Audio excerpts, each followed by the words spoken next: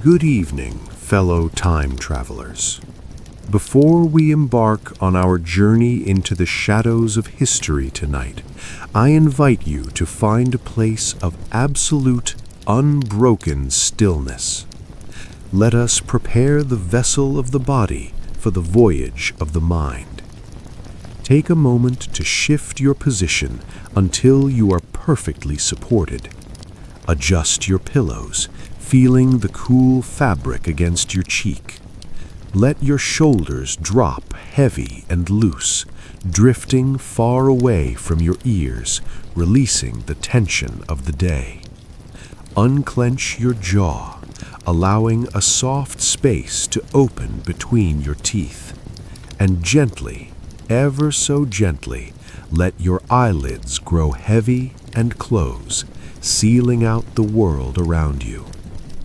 As you settle into this moment of calm, I invite you to join our growing community of time travelers.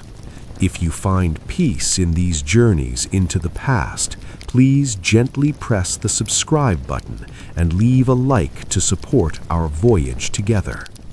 And down in the comments, simply whisper where in the world you are drifting from tonight and what time the clock reads in your quiet sanctuary. It is a comfort to know that even in the stillness, we are not alone. Now let the noise of your current reality fade into the soft, distant background. Whatever stress, whatever urgency, whatever lists or worries you carried with you through the daylight hours, set them down now. Visualize them as heavy stones that you are placing gently on the ground, leaving them behind. They do not belong here.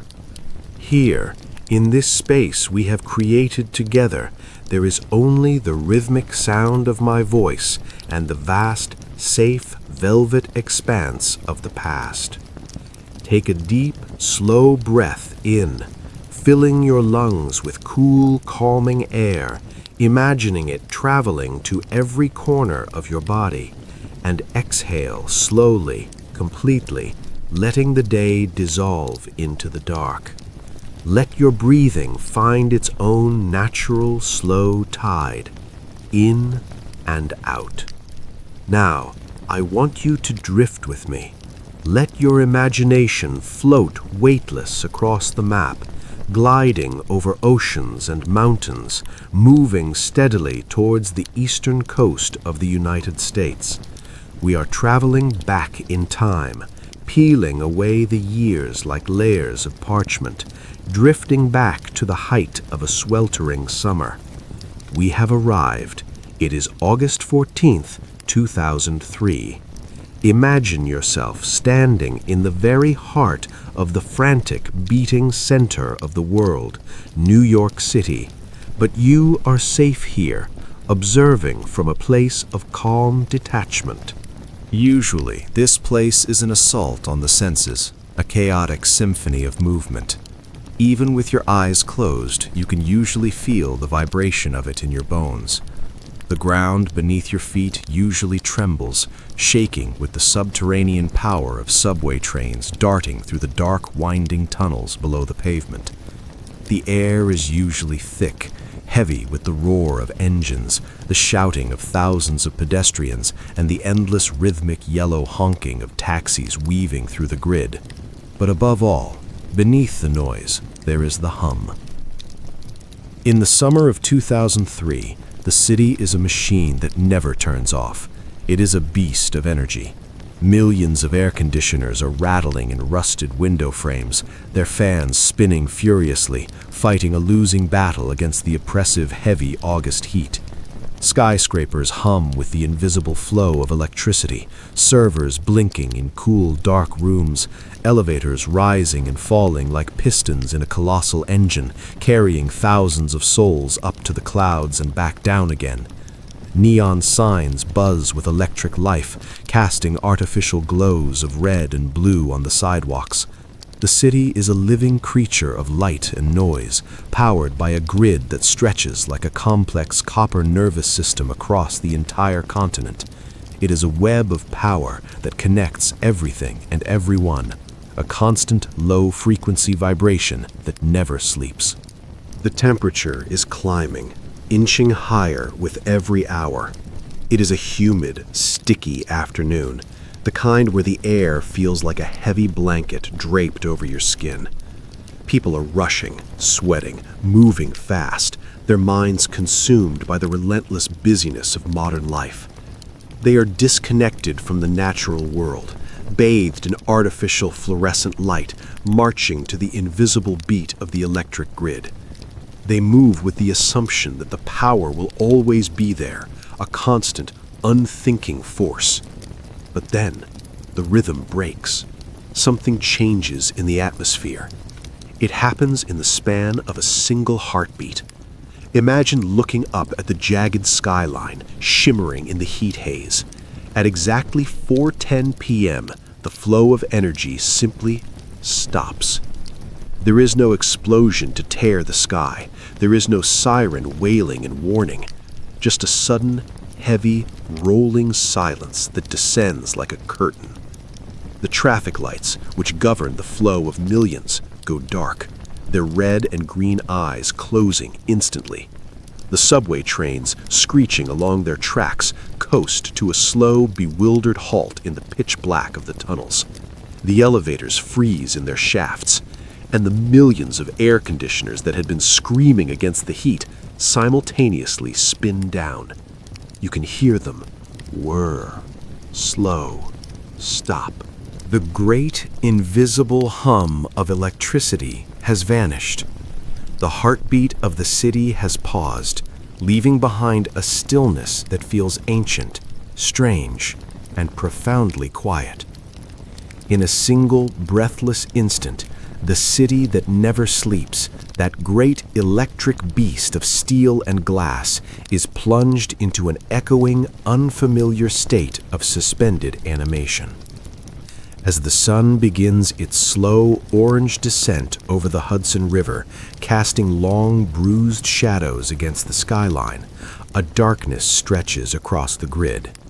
It is not just New York. The shadow moves like a silent wave, rolling swiftly across the continent. From the vertical canyons of Manhattan to the lake shores of Toronto, from the industrial heart of Detroit to the streets of Cleveland, the lights do not just fade, they flicker, gasp, and die. 50 million people, souls in offices, in subways, in living rooms, and in hospitals, are suddenly, violently severed from the modern world. The tether of electricity that binds them to the 21st century has been cut. But beneath the initial ripple of panic, beneath the confusion of a world suddenly unplugged and adrift, something else began to happen in the deep shadows. A transformation was taking root. As the artificial haze of millions of street lamps and office lights faded away, the sky, for the first time in decades, reclaimed its ancient rights. The stars, long hidden behind a veil of light pollution, returned to the sky above Manhattan, glittering like diamonds scattered on black velvet. As the television screens turned black and the internet dissolved into static, the walls between people began to crumble. Neighbors emerged from their homes, stepping out onto stoops and sidewalks in the warm, heavy night air. The frantic, driving pace of the modern age was forced to pause. Tonight, we drift back to those silent nights. We will walk together through the darkened streets, where the only light comes from the pale, watchful face of the moon and the sweeping headlights of passing cars. We will explore how, for the first time in a century, the rhythm of millions of lives was forced into a radical, quiet transformation. We are going to explore what happens to the human mind when the noise stops and the world finally goes to sleep. But to understand the silence, we must first understand the noise. Our story begins not with darkness, but with an overwhelming, oppressive light. It is the afternoon of Thursday, August 14th, 2003. If you were walking the streets of Manhattan on this specific day, the first thing you would have noticed, before the sights, before the sounds, was the heat. It was a thick, physical presence, a weight pressing down on your shoulders. The temperature hovered near 90 degrees Fahrenheit, but the humidity was thick enough to chew. It made the air feel heavy, clinging to your skin like a wet wool blanket draped over the skyscrapers. The city was perspiring. You could see the heat radiating off the asphalt in shimmering waves. You could feel the moisture in the air, a tropical density trapped within a concrete jungle. Imagine the sound of New York City at 4 p.m. on that sweltering afternoon. It is not just noise, it is a wall of sound, a solid force of white noise. Millions of air conditioning units are humming in unison, a mechanical choir screaming against the summer sun, straining to push back the heat.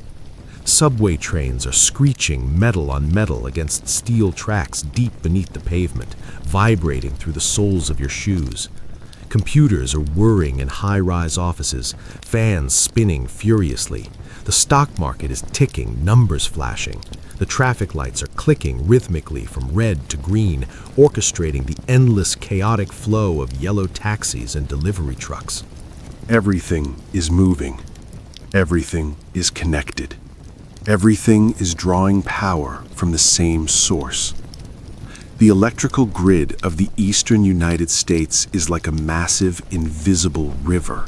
It flows through thousands of miles of copper wires and high-tension cables, traversing mountains and valleys to feed the insatiable hunger of the metropolis. On this afternoon, the river is running high, a torrent of energy. The demand is immense. Every switch is flipped, every dial turned up. The grid is stretched taut, vibrating with the sheer effort to keep the city cool, to keep the lights on, to keep the screens glowing. It is a system pushed to its absolute limit. And then, at roughly 10 minutes past 4, the river runs dry. It doesn't happen with a bang. There is no explosion. It happens with a sigh, a sudden exhalation of breath as the great machine simply lets go. If you were sitting in a high-rise office on the 40th floor of a midtown building, floating high above the concrete canyons, the moment did not arrive with a shout, but with a whisper. You might have heard the massive industrial ventilation system simply exhale, a long, dying breath, and then stop. The constant low-frequency hum of white noise that you had ignored all day, the background track to your entire working life, suddenly vanished. In its place, a heavy velvet silence rushed in to fill the room. The harsh, buzzing banks of fluorescent lights overhead didn't just turn off, they seemed to retreat, draining away like water. The room was instantly transformed. The sharp, clinical brightness was replaced by a gray, natural twilight filtering in through the glass, the soft, dusty light of a summer afternoon that felt suddenly intimate and strange. Down on the street, far below your window, the change was more chaotic, yet it unfolded in a strangely slow-motion ballet. One moment, the traffic signals were commanding order with their rigid electric logic, red, yellow, green, dictating the movement of thousands. The next, they were lifeless. They became hollow, black boxes, swinging gently in the humid breeze, their authority gone. The colossal electronic billboards in Times Square, usually blazing with blinding advertisements for soda and movies, usually brighter than the sun itself, flickered once, And then they turned into dark, reflective mirrors, massive monoliths of black glass mirroring the confused faces of the crowd below. The pulse of the city had stopped. The heart had skipped a beat. In those first few seconds, there was a collective, breathless pause, a moment of confusion that rippled through millions of minds simultaneously, like a thought passing through a hive. People looked up from their darkened desks, blinking in the new light. They tapped their computer screens, waiting for a response that would not come. They toggled light switches up and down, click-clack, click-clack, as if the sheer force of habit, the muscle memory of the modern age, could bring the current back. But the current was gone, and this wasn't just a blown fuse in a basement or a tripped breaker in a hallway. Far away, hundreds of miles to the west, in the green, rolling heat of Ohio, a high-voltage power line had sagged, heavy with the electrical load, into the leafy embrace of an overgrown tree. It was such a small thing, a physical connection, a single leaf touching a wire, nature brushing against technology, that triggered a massive cascade. Like a line of dominoes falling faster than the eye could follow, power plants tripped offline one after another. From the lakes of Michigan to the forests of Canada, from the industries of Cleveland to the skyscrapers of New York, the darkness rolled across the map like a heavy, closing eyelid. The grid, that great electric nervous system, was shutting down to sleep. Back in New York, the realization set in slowly, like a tide rising. People began to drift out of the office buildings. They didn't run. There was no smoke, no fire, no sound of danger or alarm. There was just silence, a deep, enveloping quiet. The elevators were dead, frozen in their shafts. Those lucky enough to be near the ground floor walked out easily into the blinding afternoon sun. But those on the upper floors began the long, slow descent down the emergency stairwells. Imagine the sound of that descent. Thousands of feet shuffling rhythmically down concrete stairs, step, step, step. No one is shouting. There is a murmuring, a low, echoing rumble of voices bouncing off the concrete walls, asking the same quiet questions. Is it just our building? Is it the whole block? What is happening? As they emerged from the dark, cool stairwells onto the sidewalks of Fifth Avenue and Broadway, blinking in the glare, they saw the truth. The shops were dark, their window displays dim. The delis were dark, their coolers falling silent. The banks were locked tight. And the streets were beginning to fill with a rising river of people. With the subways paralyzed in the dark tunnels below, there was no way to move underground. The subterranean veins of the city were clogged. And so the people claimed the surface. They spilled off the sidewalks and onto the asphalt. This is where the atmosphere of the city began to shift from frustration to something softer, something dreamlike. The urgency evaporated, replaced by a strange, wandering wonder.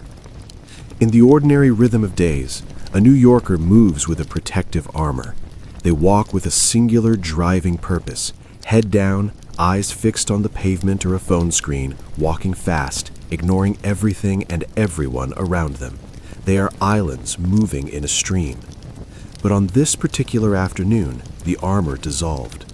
The unwritten rules of the city had evaporated in the heat. Strangers who would normally never exchange a glance stopped to look at each other. They made eye contact, not with aggression, but with a shared, bewildered curiosity. They gathered in small knots on the corners, sharing information like precious currency. "The radio says it's the whole Northeast," a voice would drift through the crowd. "They say it stretches all the way to Toronto. We are all in this together." The sidewalk, usually a mere path of transit, transformed into a shared living room. The rigid boundaries of commerce melted away with the ice. Shop owners, realizing their freezers were silent and their stock of ice cream and cold drinks would soon be lost to the heat, began to bring them out to the street.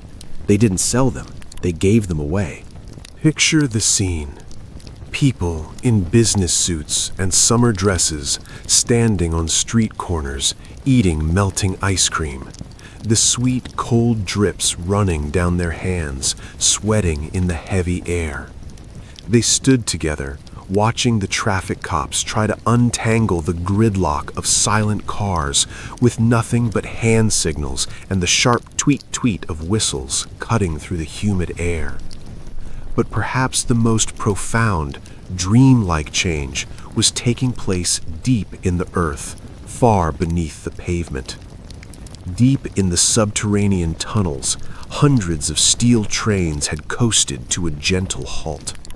The bright, harsh lights in the cars flickered once, then died, leaving only the dim amber glow of battery-powered emergency strips. For a moment, there was a ripple of fear in the dark, but then the conductors opened the doors. Imagine the sensation of stepping out of a subway car, not onto a tiled platform, but down onto the gravel of the tracks themselves. The air down there is cool, still, and smells of old steel and earth. You are walking through the hidden skeleton of the city. Guided by the swaying beams of flashlights and the calm, reassuring voices of transit workers, thousands of people began to walk the dark tunnels. They moved in a single file, a silent procession moving toward the faint, hazy squares of daylight far in the distance. When they finally climbed the emergency ladders and emerged through the sidewalk grates, blinking into the sun, they looked like time travelers returning to a changed world.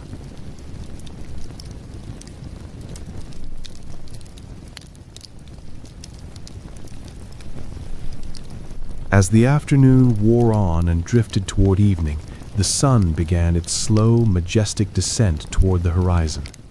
The heat did not break, but the quality of the light began to change. Usually, a sunset in New York is a visual battle between the sun and the city.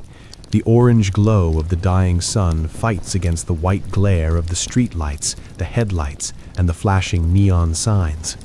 The city, with its millions of bulbs, usually wins that battle, bleaching out the night. But not tonight. Tonight, the sun had no competition. It reigned supreme. As the sky turned a deep, bruised purple and then a rich, burnished gold, the buildings remained dark. The famous silhouettes of the Empire State Building and the Chrysler Building stood like sleeping giants, ancient monoliths against the fading light. There were no red aircraft warning lights blinking rhythmically on their spires. There were no office lights checkering their facades with squares of yellow. They were just stone and steel, silent, cold, and resting. The golden hour stretched out, longer and more beautiful than anyone could remember, painting the city in soft, natural hues. And then, as the light failed, the people began the long walk home. With the trains and buses stuck in the inertia of the outage, a mass migration began. The great bridges, the Brooklyn Bridge, the Manhattan Bridge, the Williamsburg Bridge, became choked with people. But again, the mood was different. It was soft. It was quiet. There was no honking because the cars were stuck in a hopeless, engine-off deadlock. There was just the sound of footsteps, millions of footsteps falling in unison on the concrete, step, step, step. And beneath that, the low, murmuring hum of thousands of quiet conversations. It became a slow, hypnotic rhythm, a river of humanity flowing over a river of water. They walked over the East River, watching the dark water reflect the dying copper light of the day. They paused to look back at the skyline of Manhattan, expecting the lights to flicker on at any moment, waiting for the electric heartbeat to return. But the darkness held. The city slept on.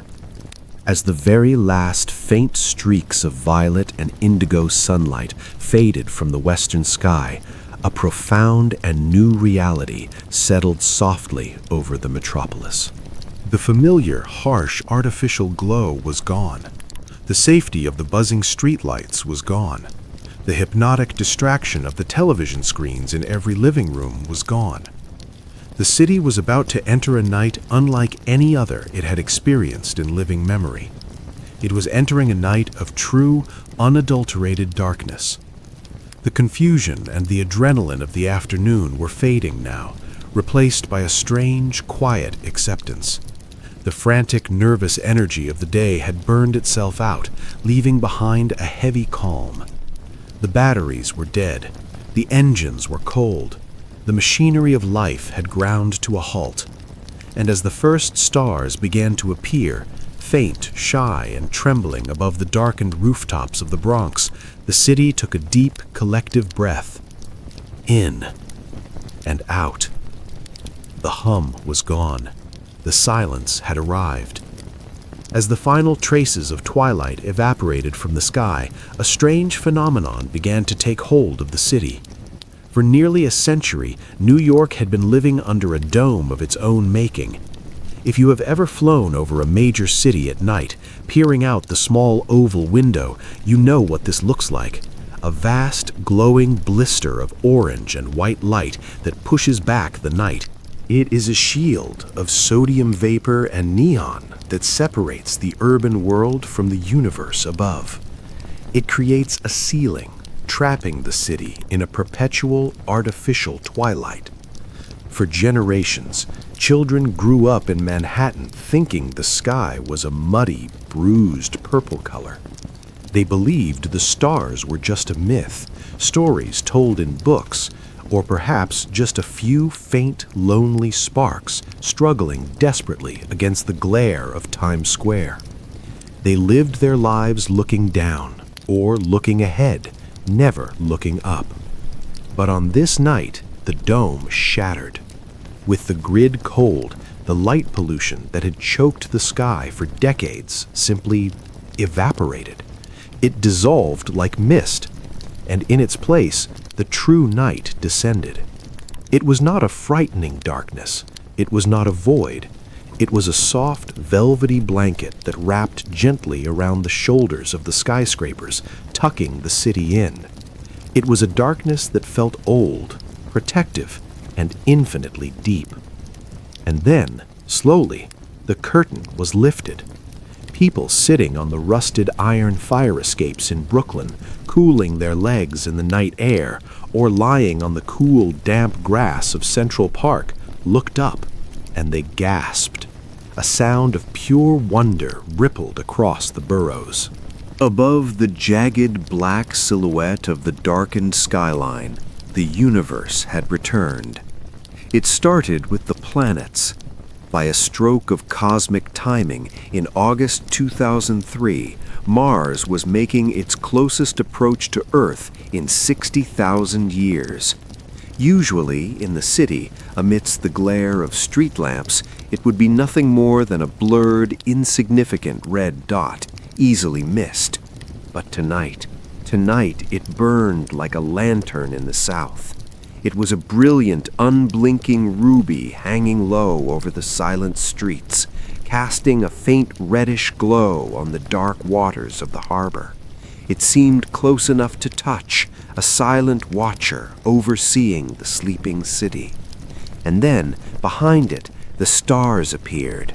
Not just a handful, not just the brightest few, but thousands upon thousands of them. Constellations that hadn't been seen from 42nd Street since the invention of the light bulb suddenly etched themselves into the black void with diamond clarity. Orion, the Dipper, the Pleiades, ancient shapes returning to a modern sky. The Milky Way, a river of diamond dust and cosmic smoke, was faintly visible, arcing majestically over the bridges that were still crowded with walking commuters. The city, usually a place of concrete and noise, had transformed. It had become a vast, silent observatory. The The people were no longer just commuters or workers. They were stargazers, reunited with the sky. Down on the street level, far below the celestial spectacle of the stars, a transformation was taking place that was just as profound, and perhaps even more intimate than the sky above. The canyons of steel and glass, which usually loom harsh, gray, and impenetrable over the pedestrians, were softened by the complete lack of artificial light. The sharp, aggressive edges of the modern architecture seemed to blur into the night, losing their hardness. The city, usually defined by its electric clarity, became a place of soft, velvet mystery. The only illumination on the wide avenues came from the headlights of the few passing police cruisers.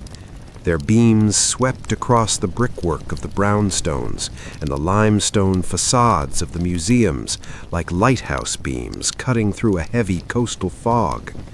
You could watch the light travel, a brief, sweeping flash of white revealing a carved cornice here, an arched doorway there, a window box of flowers, before plunging them gently back into the protective shadow. But then, as eyes adjusted to the gloom, a softer, warmer light began to emerge. It started slowly, but soon it spread across every burrow. Thousands of tiny flickering flames began to bloom in the dark windows, one by one, lighting up in the darkness like fireflies waking up in a summer meadow. Candles. In apartment blocks from the historic tree-lined streets of Harlem to the waterfront of the Battery, residents were digging through the backs of junk drawers and searching through dusty emergency kits. Imagine the tactile sensation of that moment, the scratch of a match against the box, the flare of sulfur, the small, steady flame catching the wick. They found half-used scented candles left over from holidays, vanilla, lavender, pine. They found birthday candles saved for celebrations and old oil storm lanterns covered in years of dust. One by one, the windows began to glow with a warm, steady amber light. It was not the cold blue flicker of a television screen. It was the living, breathing light of fire. It turned the towering modern city into something ancient. As the electric glare faded, the city traveled back in time. It looked less like the metropolis of 2003 and more like a gas-lit painting from the 1800s. The harsh, static shadows of electricity were replaced by the dancing, organic shadows of flame, moving softly against the walls. The city felt warmer, smaller, and infinitely more human. And with the change in light came a profound, almost magical change in sound. The roar of New York City is usually a constant, aggressive presence. It pushes against you. It demands your attention. It vibrates in your chest. It is a wall of sound that never crumbles. But tonight, without the subways rumbling deep below the pavement, without the millions of ventilation fans roaring on the rooftops, and without the hum of the servers, the acoustic floor of the city dropped away. The beast was silent, and for the first time in living memory, you could hear the details. You could hear the texture of the world. You could hear the wind rustling the leaves of the ginkgo and plane trees in the parks. It was a dry, whispering, papery sound. Shh, shh. A sound that is usually drowned out by the engines of traffic, now clear and crisp in the night air. You could hear the Hudson River lapping gently against the wooden piers on the west side, the water finding its own rhythm against the shore, the tidal currents shifting with a soft, liquid murmur. You could hear the sound of footsteps echoing off the pavement 3 blocks away, distinct and clear. Clip, clop, clip, clop. Each step told a story of someone walking home, calm and unhurried. And, most impossibly of all, you could hear the crickets. In the concrete valleys of Midtown, where nature usually struggles to survive in the cracks of the sidewalk, the sound of crickets rose up in a rhythmic, hypnotic chorus. Chirp, chirp, chirp. The sound bounced off the silent office towers, reclaiming the territory that noise had stolen, singing a lullaby to the sleeping grid. It was a sound of the countryside echoing in the heart of the city. The atmosphere on the streets was not one of panic, it was not one of fear. It was a strange, spontaneous, and quiet festival of peace. The heat inside the apartments was stifling. Without the hum of air conditioning to battle the August humidity, the thick brick buildings held the warmth of the day like ovens. So the people moved outside. The boundaries between home and street dissolved completely. The sidewalks became bedrooms, the stoops became living rooms. Imagine walking down a cobblestone street in the West Village at midnight. The air is warm and heavy, but there is a gentle breeze channeling through the streets. Instead of empty pavement, you see families sitting on blankets, cooling themselves with paper fans, the rhythm of their movement matching the slow pace of the night. Someone is playing an acoustic guitar. The wooden notes drift clearly and sweetly through the quiet air, unamplified and pure, weaving between the buildings. It is a slow melody, perhaps a folk song, floating on the breeze. A group of neighbors who have lived next to each other for years, separated by drywall but never having spoken a word, are now sharing a bottle of wine by candlelight. You can hear the cork pop softly. You can hear the liquid pouring into the glass. Their faces are illuminated in the soft, flickering glow, smiling, talking, connecting in the dark. There is low laughter, a sound of relief. There was a feeling of a snow day in the middle of summer. The heavy rules of work, of deadlines, of emails to answer, they had all been suspended by the darkness. The internet was down. The televisions were black mirrors reflecting the candlelight. There was nowhere to be, no schedule to keep, no alarm to set, and nothing to do but simply be. The city had been given a rare permission slip to pause, to breathe, and to rest.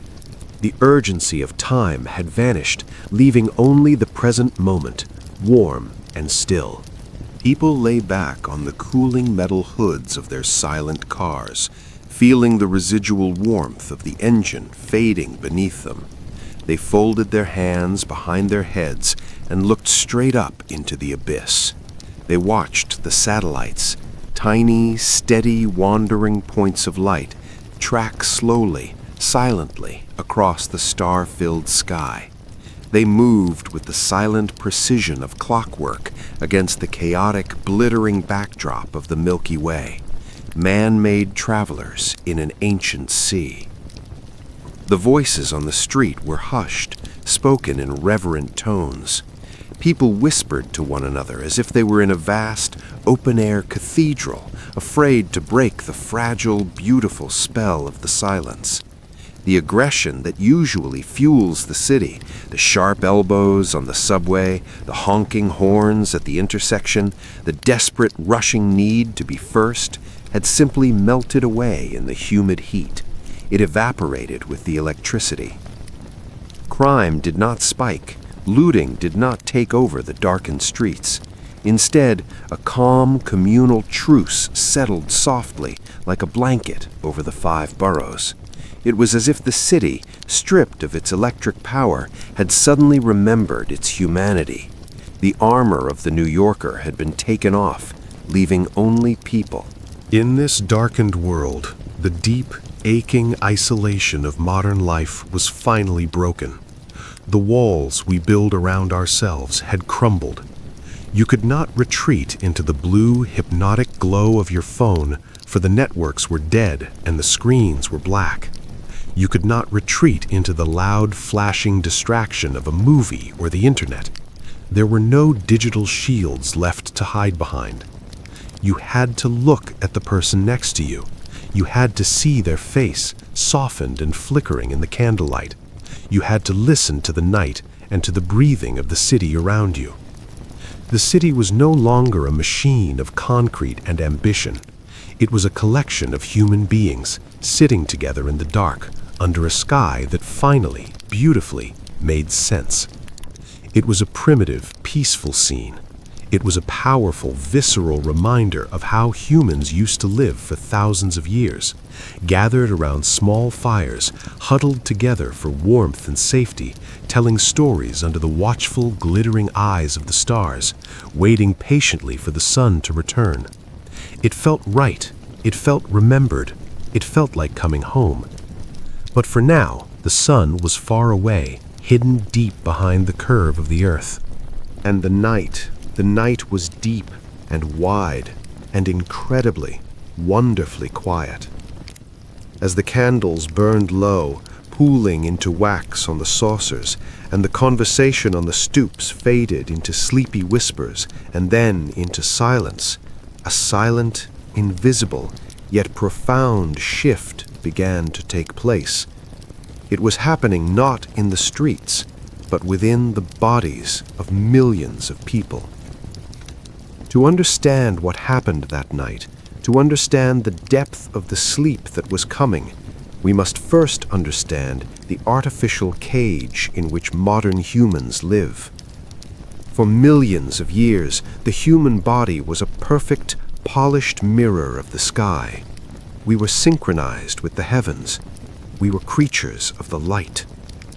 When the sun rose, painting the world in gold and blue, our internal temperature rose with it. We became alert, our muscles ready, our minds sharp.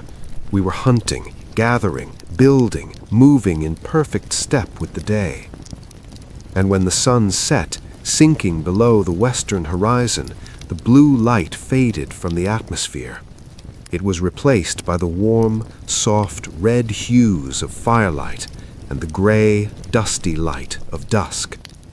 This shift in color was not just visual, it was a biological command. It was a chemical key turning in a rusted lock. It unlocked a cascade of reactions deep in the brain, signaling to every organ, every muscle, and every nerve that the time for action was over. It was time to rest, time to repair the damage of the day, time to dream. This is the circadian rhythm. It is the ancient ticking clock that resides in every single cell of your body. It is the rhythm of the tides, the rhythm of the seasons, living inside your blood. But in New York City and in the modern world we inhabit, that clock had been broken for decades. The people of the metropolis lived in a state of eternal noon. The harsh, buzzing fluorescent lights of the office, the bright, piercing backlight of the television, the cold, white glow of the street lamp, the screen of the phone held inches from the face, all of these emit a specific, piercing frequency of blue light. To the primitive, ancient parts of the human brain, this light screams one urgent, confused message. Wake up. It is daytime. The sun is high. Danger is near. Be alert. For years, the people of the city had been fighting their own biology, bathing in artificial day while trying to force themselves to sleep. They were tired, but their bodies were shouting to stay awake. But tonight, the eternal noon had ended. The blue light was gone. The screens were dark. The street lamps were cold. And for the first time in a generation, the ancient clock was beginning to tick again.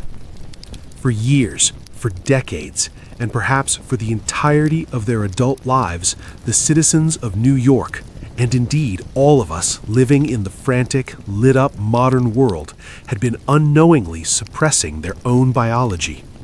Without realizing it, they had been fighting a silent, exhausting war against their own nature. They were swimming upstream against the river of time. Deep in the center of the human brain, Tucked away like a secret, sacred treasure in the geometric center of your skull lies the pineal gland. It is a tiny, pine cone-shaped organ, no larger than a single grain of rice.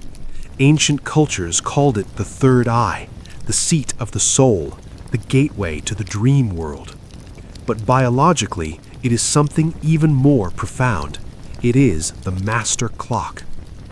For years, in the city of blinding lights, these glands were confused. They were lost. They were calcified by the constant rush of stress and blinded by the perpetual glare of artificial light. They were unable to release melatonin, the precious golden hormone of darkness that gently, chemically ushers us into the realms of deep, restorative sleep. Instead, the people ran on cortisol, the stress hormone, the adrenaline, the fire, the fuel of the city that never sleeps. They were engines running red hot, pistons firing, gears grinding, never allowed to cool down, never allowed to rest.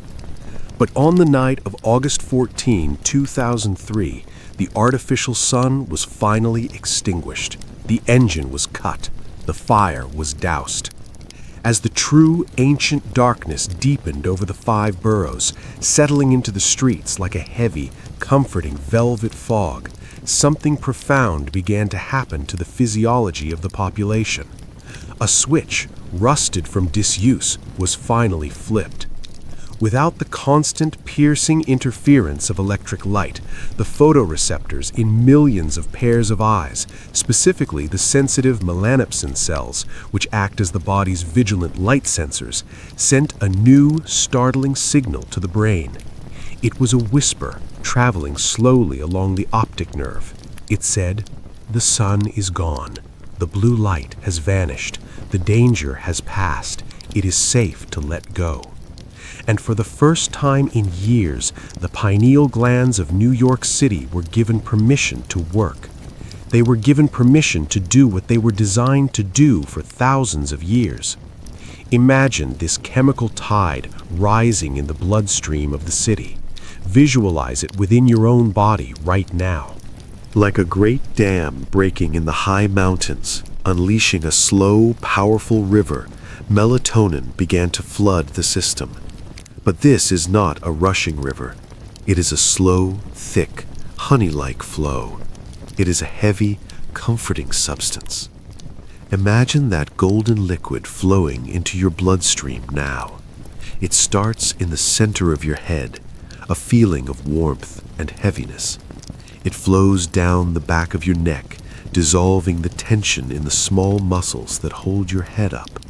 It flows into your shoulders, those heavy, tight shoulders that carry the weight of the world. And as the melatonin hits them, they drop. They drop down, down, away from your ears. The chemical tide flows down your arms, past your elbows, into your forearms. It pools in the palms of your hands. Your fingers curl softly, naturally. Your hands feel heavy, warm, and useless. There is nothing to hold on to anymore. You can let go. The tide continues to flow. It washes down your spine, vertebra by vertebra, uncoiling the tension in your back. It flows into your hips, weighing you down into the mattress. It flows down your thighs, your knees, your calves, all the way down to your feet. As it spreads through the body, it begins to shut down the factory. It lowers the body temperature, cooling the skin, creating that perfect, cozy need for a blanket. It slows the heart rate. Thump, thump, thump, easing the pounding rhythm of the day into a slow, steady hibernation drumbeat. It softens the jagged edges of anxiety, dissolving worry like sugar in warm water. The thoughts that usually race through the mind become slow, thick, and slippery. You try to hold on to a worry, but it slips away, drifting into the dark. The biological effect was almost immediate. People who usually suffered from chronic insomnia, who would toss and turn, staring at the ceiling until 2 a.m., wondering why they could not rest, found their eyelids growing impossibly heavy as early as 9 p.m. Feel your own eyelids now. They are heavy, so heavy. It feels as though small, smooth stones have been placed upon them. To open them would require an immense effort, an effort you do not wish to make. The tiredness they felt was not the exhausted, wired, nervous burn of burnout. It was true, natural, ancient fatigue. It was the kind of heavy, satisfied sleepiness that our ancestors felt after a long day of hunting in the sun, or working the fields, or walking through the forest. It was a tiredness that felt good, a tiredness that promised recovery. But it wasn't just the hormones. The absence of the hum, that constant low-frequency vibration of the electrical grid we spoke of earlier, played a crucial role. Scientists have long debated the effect of electromagnetic fields on the human nervous system, but on this night, the absence of that field created a sensory vacuum. The air felt cleaner. The subtle pressure against the skin was gone. The nervous system, usually twitching with the static of the modern world, buzzing with the invisible frequencies of radio and Wi-Fi and cellular data, was allowed to finally uncoil. Like a tight spring suddenly released, the body began to decompress. The static cleared. The white noise vanished.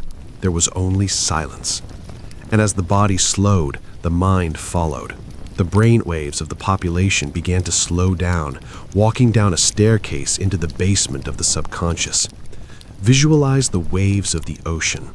During the day, the city was operating on beta waves. These are rapid, jagged, choppy waves. This is the state of high-stress problem-solving, the state of checking emails, dodging traffic, watching the breaking news, planning the future. It is a storm at sea, whitecaps crashing against the shore. But as the candles flickered and burned low, the minds of the people drifted down into alpha waves. The wind died down, the chop settled. The waves became longer, smoother, rolling gently toward the beach. This is the state of relaxation, of calm focus, of staring into a candle flame and thinking of absolutely nothing. And then they went deeper. They drifted into theta waves. This is the twilight state, the space between waking and sleeping, the place where dreams begin to flicker like old films, the place where you are floating, weightless in the water. And finally, as heads hit pillows in cool, dark rooms, they sank deeper still. They drifted into delta waves. These are the deep, slow, rolling swells of the open ocean, the bottom of the sea, the restorative waters of profound sleep, where the body heals, where the cells repair, and where the mind travels to places we cannot remember in the morning. It was a mass synchronization event. Usually, a city sleeps in shifts. It is fitful. A siren wakes up one neighborhood. A garbage truck wakes up another. The lights of a neighbor keep you awake. The worry of the next day keeps you stirring. But on this night, the silence was a heavy velvet blanket that covered everyone equally. There were no sirens, there were no trucks, there were no lights. From the penthouse to the basement, from the Bronx to the Battery, the rhythm was the same. 50 million lungs breathing in the cool night air. 50 million hearts slowing down to a resting beat. In and out. Rise and fall. In and out. The city that never sleeps finally closed its eyes. The noise stopped. The worry stopped. The time stopped. The grid is off. The world is paused. You do not need to be anywhere. You do not need to be anyone. You are just a breathing vessel, floating in the dark, safe and sound. And in that darkness, Under the watchful, glittering gaze of the Milky Way, 50 million people drifted together into the best, deepest, most unbroken sleep of their lives. Without the millions of air conditioners humming and vibrating, recirculating the same stale, ionized office building air, the people of the city did something they hadn't done in years. They walked over to their windows, they unlatched the painted-shut locks, and they pushed the heavy glass up. The fresh air, moving off the dark waters of the New York harbor, sweeping over the wetlands of New Jersey and flowing through the concrete canyons of the streets, rushed in. It washed into the apartments, displacing the stagnant heat. It brought with it a gift: oxygen, rich, clean, moving air. You could feel the change instantly. The curtains, usually still, began to dance softly in the draft. The smell of the city changed from the smell of ozone and hot asphalt to the smell of rain, river water, and stone. The drop in ambient temperature, usually fought tooth and nail by climate control systems, was allowed to finally reach the skin. You could feel the humidity break slightly as the breeze touched your face, evaporating the sweat of the day. This cooling of the environment is the second secret key to deep sleep. Physiologically, the human body needs to drop its core temperature by about 2 to 3 degrees Fahrenheit to enter the deepest, most restorative cycles of REM sleep. Usually, we fight this. We use heavy blankets, we turn up the heat, but in the blackout, in the natural cooling of the unpowered night, this happened naturally. The body cooled, the skin cooled, and the mind followed. And so, New York City began to dream. It was not the fitful, broken sleep of the over-caffeinated worker, worrying about the next morning's meeting. It was not the shallow nap of the commuter, jerking awake at every stop. It was a catch-up sleep, a biological reclamation. The researchers who study sleep debt, the deficit of rest that modern humans carry like heavy luggage on their backs, talk about something called the rebound effect. They observe that when the body is finally, truly allowed to rest after years of deprivation, it doesn't just sleep, it dives. It crashes through the surface tension of consciousness and sinks like a stone into the depths of the ocean. That night, millions of people experienced REM cycles that were longer, more vivid, and more intense than anything they had felt since they were small children. The brain, freed from the constant, jagged processing of artificial inputs, the flashing screens, the scrolling text, the changing traffic lights, the noise, began to do its deep housekeeping. Imagine the brain as a vast library. During the day, books are thrown off the shelves, messy and chaotic, but in this deep sleep, the librarians come out. The brain began to organize memory, filing away the past into neat, orderly rows. It began to flush out toxins via the glymphatic system. Imagine a gentle, clear tide washing through the neural pathways, rinsing away the metabolic waste, smoothing out the frayed edges of the nerves that had been damaged by years of chronic stress. In the silence of the dark apartments, the breathing of the city slowed to a single rhythmic tide. Inhale, long, deep pause. Exhale. Inhale. Long, deep pause. Exhale. The collective heart rate of the metropolis dropped by 10 beats per minute. The blood pressure of the population lowered, the tension leaving the veins. The frantic, toxic production of cortisol, the alarm bell of the body, ceased completely. The adrenal glands finally went quiet. It was as if the city itself had been put into a protective medical coma, a necessary induced shutdown to save the patient from exhaustion. There were no alarm clocks set for the morning. The digital clocks by the bedside were dead, Their aggressive red numbers vanished into the gray plastic. There was no anxiety about how much sleep am I getting, because there was no way to check the time. You could not count the hours. You could not do the math. You could only feel the moment. There was only the dark. There was only the rhythm of the breath. There was only the natural biological imperative to shut down. In the complete absence of electrical power, the people reclaimed their own power, the power to rest, the power to heal, the power to simply sleep. But this peace was not immediate for everyone. Before the sleep took hold, in those first few moments when the lights first flickered and died, a shadow of memory had passed over the older generation of New Yorkers. While the young saw an adventure, the elders felt a chill running down their spines. They remembered 1977. They remembered a different blackout. They remembered a night in July, 26 years prior, that had descended on the city not like a blanket, but like a chaotic, violent storm. In 1977, the city was bankrupt, angry, and boiling over in a heat wave. When the lights went out then, the social contract snapped. They remembered the sound of shattering glass echoing down the avenues. They remembered the fires burning in the Bronx, sending plumes of orange smoke into the dark sky, lighting up the night with fear. They remembered the looting, the sirens wailing endlessly, and the palpable, sweating fear that locked people behind triple-bolted doors with shotguns on their laps.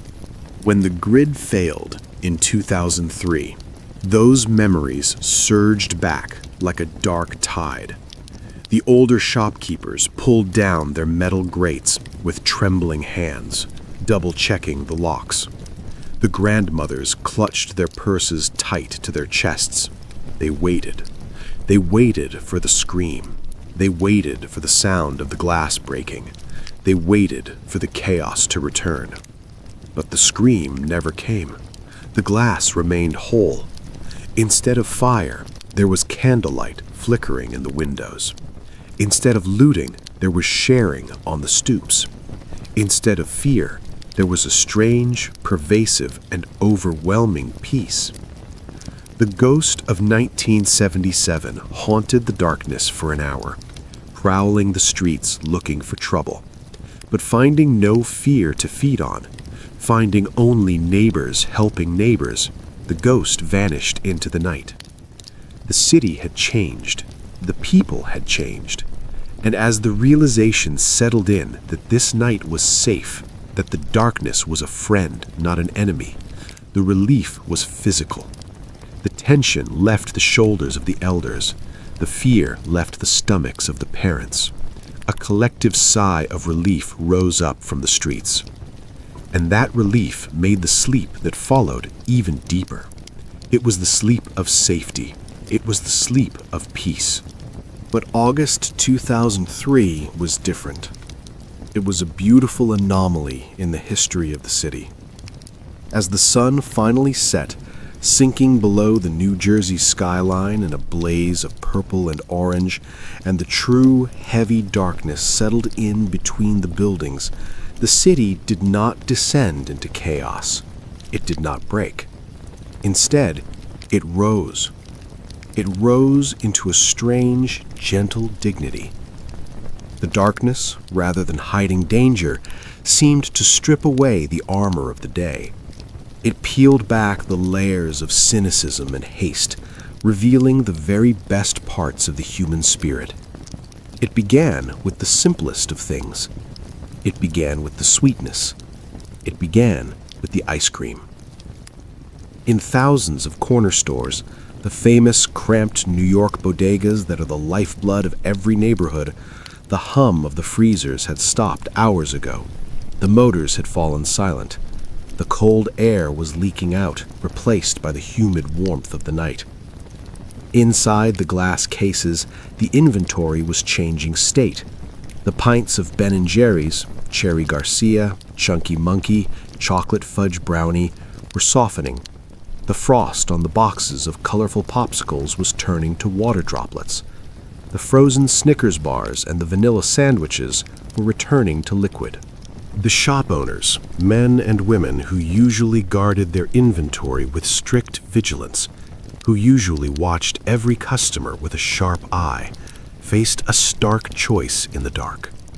They could let it all spoil behind locked metal gates, a hidden waste of sweetness, or they could give it back to the city. They chose the city. Imagine walking down a residential block in Brooklyn or Queens on that evening. The air is warm and thick, clinging to your skin, and everywhere you look, there is a feast. Shopkeepers stood on the sidewalks, their aprons glowing white in the moonlight. They were not selling, they were giving. "Take it," they would say, smiling, their voices soft in the quiet street. "Take two, eat it before it melts." Children, usually told to wait for dessert, usually told no, were given permission to indulge. You could see them sitting on the curbs, their legs swinging over the asphalt. You could hear the crinkle of wrappers opening in the dark. Visualize the sensory details, the cold, sweet shock of a strawberry popsicle against a parched tongue, the sticky, rich chocolate melting over small fingers, the sound of laughter, light and innocent, floating up into the dark air. The smell of sugar and vanilla hung in the heavy atmosphere, mixing with the scent of the summer night and the stone of the sidewalk. Strangers walking the long, weary miles home from Manhattan stopped to accept a cold bottle of water from a hand they didn't know. They twisted the caps, drank deep, and wiped their mouths. They looked into the eyes of the giver and smiled, a simple nod, a shared moment of humanity. The currency of the city had fundamentally changed in the span of a few hours. Money was useless. The credit card machines were dead plastic. The ATMs were dark, staring blankly at the street, their screens black voids. The cash in your wallet could buy you nothing if the electronic register wouldn't open. The new currency was kindness. It was a cold drink shared with a thirsty traveler. It was a flashlight beam offered to someone stumbling on a curb in the dark. It was a hand offered to help someone up the stairs. It was a question asked with genuine concern. "Are you okay? Do you need water?" And then, amidst this festival of generosity, there were the light bringers. At the major intersections, the chaotic crossroads of 6th Avenue and 34th Street, where traffic usually flows like a rushing metallic river, the traffic lights hung like dark, lifeless eyes. There was no red to stop, there was no green to go. Gridlock should have been inevitable. Anger, honking, and shouting should have been the rule of the road. But ordinary citizens stepped into the void. Visualize this scene. A young man in office clothes, his tie loosened, his sleeves rolled up to his elbows. He is standing in the very center of the dark intersection. In his hands, he holds 2 flashlights he had scavenged from an office supply closet. He is not a policeman. He is not a traffic warden. He is just a neighbor who saw a need. He waves the beams of light through the dusty air, cutting through the dark. Flash, stop. Flash, go. Flash, turn. And the drivers, usually the most impatient, aggressive drivers in the world, obeyed him. They watched his signals with respect. They slowed down. They rolled down their windows, not to shout, but to say, "Thank you." There was no honking. There was only the low rumble of idling engines and the sound of tires rolling slowly over the pavement. There was a silent, profound agreement between the pedestrian and the driver, a pact made in the dark. We are in this together. We will get home safely. There is no rush tonight. The creativity of the city bloomed in the dark, turning the blackout into accidental art. Without the harsh glare of streetlights to wash them out, people became their own sources of illumination. Glow sticks, usually reserved for rave parties or emergency kits, were cracked open. Snap, shake, glow. They were worn like necklaces, casting soft, halo-like circles of neon green, pink, and electric blue on the faces of the wearers. They were taped to the handlebars of bicycles. Cyclists became streaks of colored light, gliding silently through the dark avenues like deep-sea creatures moving through the abyss. You could watch them drift by, a streak of pink, a streak of green, leaving trails of light in their wake, disappearing into the shadows. It was hypnotic to watch. And then, finally, there was the food. Restaurants, realizing their electric ovens were cold and their huge walk-in refrigerators were warming up, pulled their tables out onto the sidewalks. The white tablecloths seemed to glow in the starlight. Candles were placed on every surface.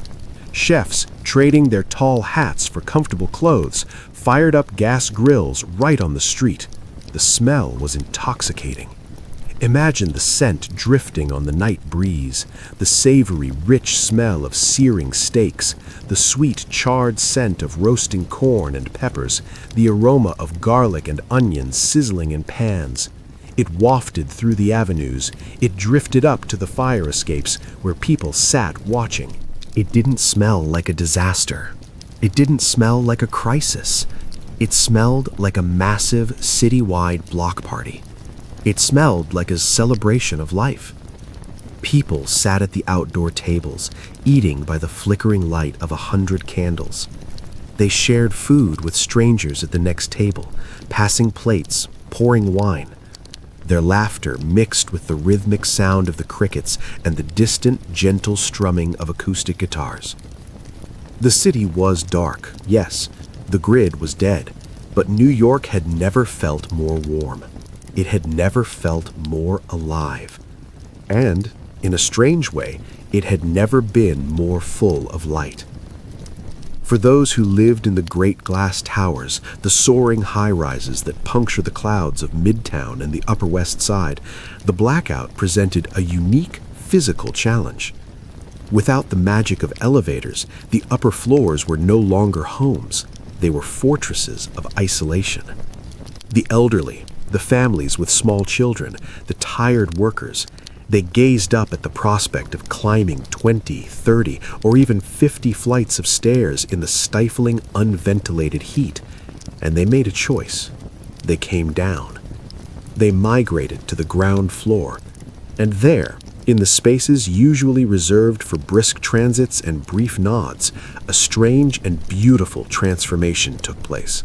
The lobbies of luxury apartment buildings, usually cold, echoing spaces of polished marble, brass, and silence, were transformed into communal campsites. The rigid social boundaries of wealth and status dissolved in the dark. Picture the scene in a lobby on the Upper East Side. The plush velvet sofas, usually purely decorative, became beds. The expensive Persian rugs became picnic blankets. Businessmen in expensive, wrinkled suits who had walked miles to get home lay sleeping on armchairs next to college students in cotton t-shirts. Doormen, usually standing guard, sat on the floor with the residents, their uniforms unbuttoned at the collar. They shared stories in low, hushed whispers, their voices bouncing softly off the marble walls. They shared anxieties about the days to come. They shared the last of their food, a box of crackers, a bottle of juice, a bag of pretzels. The vertical barriers of the skyscraper, the hierarchy of floors that usually separates the penthouse from the studio, had completely collapsed. Gravity had brought everyone down to the same level, to the same ground. It felt less like a crisis and more like a slumber party at the end of the world. But perhaps the most miraculous adaptation of the night was the silence, specifically the silence of the sirens. In a city of 8 million people plunged into absolute darkness, the police departments and the newspapers expected a wave of chaos. They expected the purge. They mobilized every officer.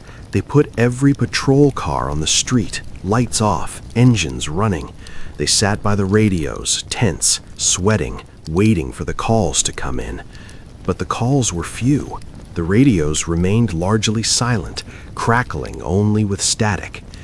In a twist that would baffle sociologists for years to come, arrests actually went down significantly compared to an average summer night. The darkness seemed to pacify the city. It was as if the lack of electric stimulation, the removal of the flashing lights, the constant noise, the 24-hour news cycle, had lowered the collective blood pressure of the population. The city was too tired to fight. It was too hot to argue. It only wanted to rest. There was a profound feeling of safety in the shadows that made no logical sense, yet felt completely, viscerally real.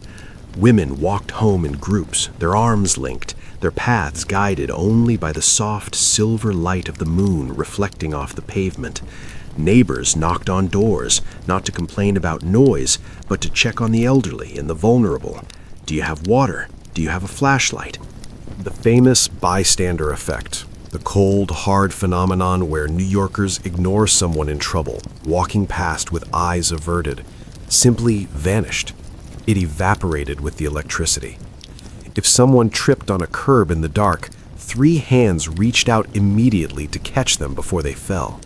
It happened in slow motion, a stumble, a gasp, and then the support of strangers.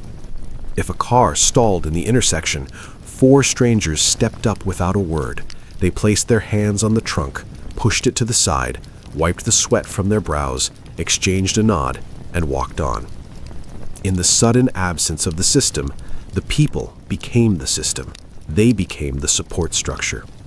They adapted not with panic, but with a deep reservoir of patience. They realized that the rushing, the striving, the constant burning need to be somewhere else was impossible. The trains weren't moving, the emails weren't sending, the deadlines were dead. They were here, right now, stuck in the dark.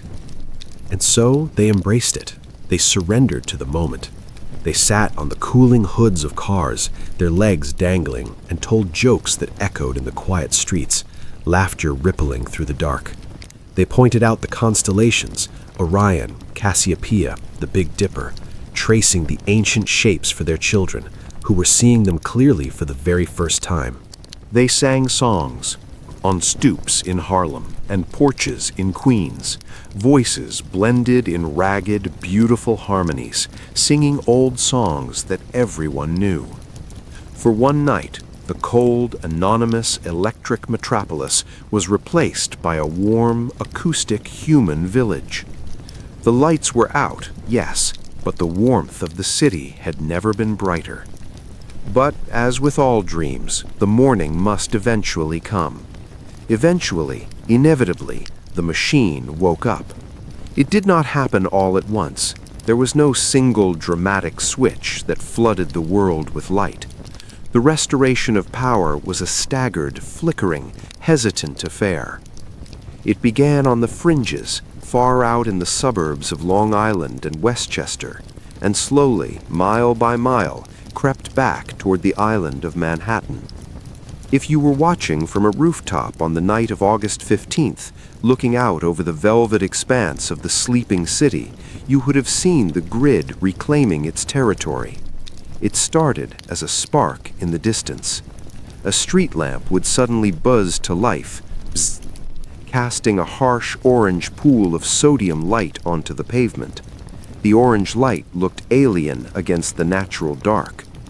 Then, a block away, another would wake up. Then a traffic light would blink. Red, red, red. The mechanical rhythm returning.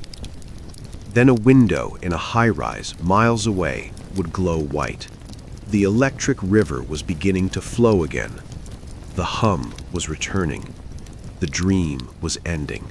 For many, the return of the electricity was met with a cheer that rippled across the boroughs, a wave of sound traveling from block to block.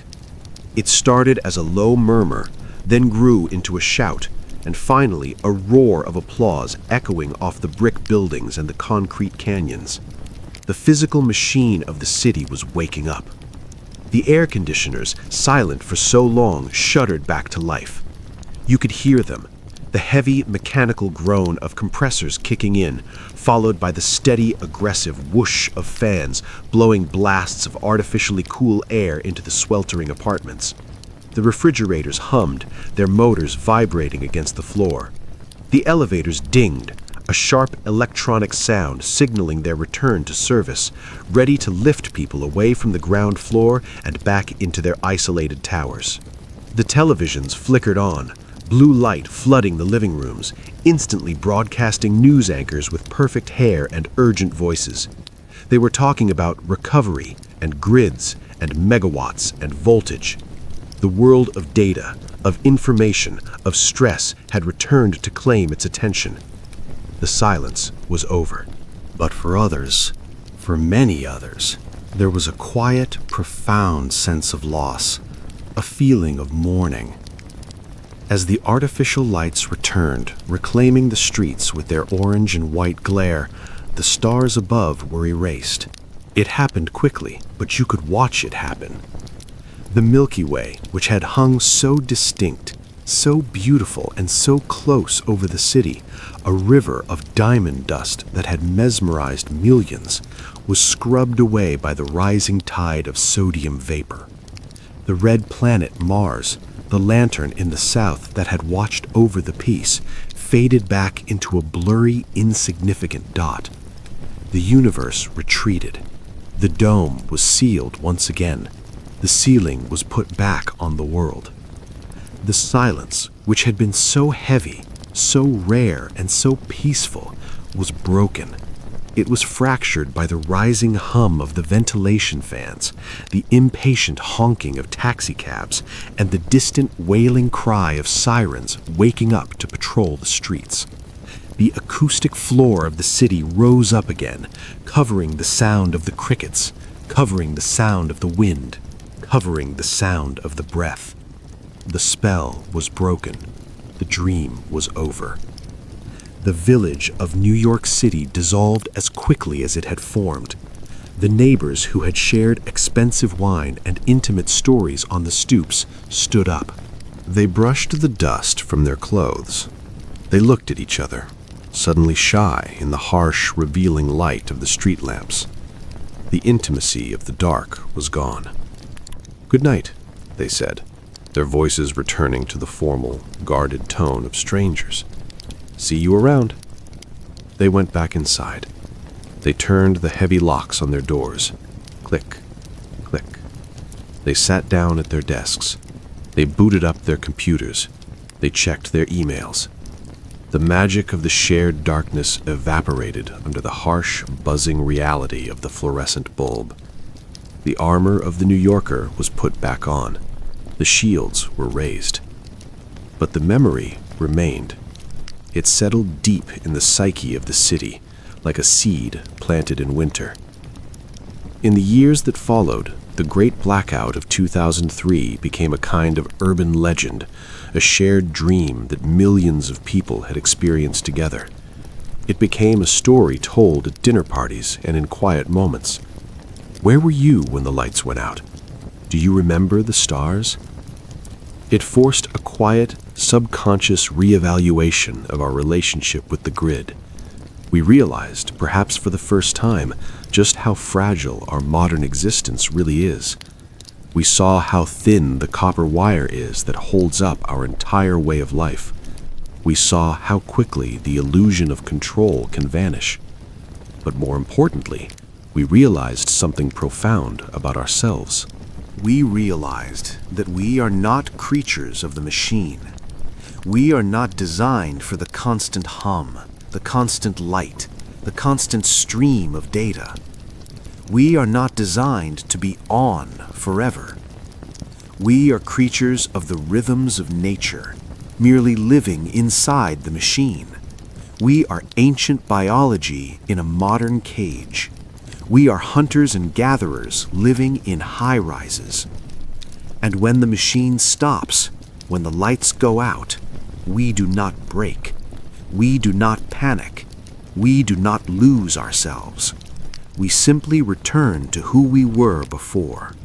We return to the campfire. We return to the community. We return to the silence. We return to the sleep that we have been denying ourselves for so long. The blackout did not take something away from us. It gave something back. It gave us back our night. Today, in our hyper-connected world of 2026, the idea of a total disconnection feels almost impossible to imagine. We are tethered to our screens, our clouds, our constant streams of notifications. A blackout now would be different. It would be stranger. The withdrawal would be sharper. The silence would feel louder, perhaps even uncomfortable at first.